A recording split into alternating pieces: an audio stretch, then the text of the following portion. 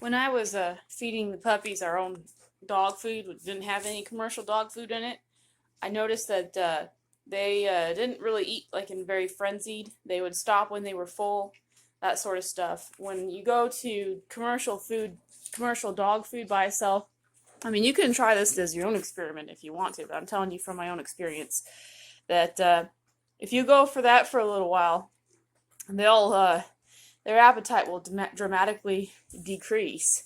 You'll see them eating less and less. So, especially with Blue right here, I wanted to make sure she was growing really well. Ruby, the blue one.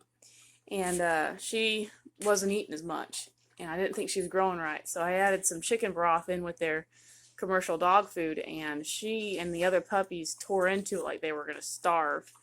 And obviously that they were not getting what they needed from the commercial dog food. So, I can't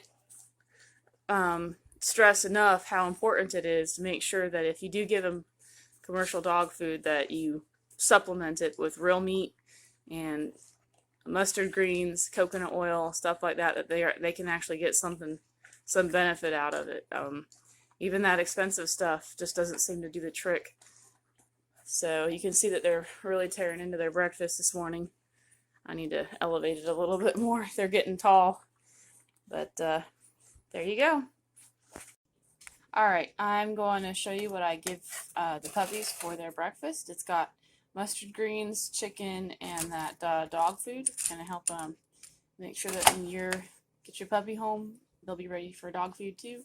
Also, make sure they get any vitamins that might be missing. I don't have any organs to feed them today, so I want to make sure they got everything that they need. But at the same time, even the most expensive commercial dog food is missing a lot of stuff that real food like vegetables and meat won't have in there. So there you go.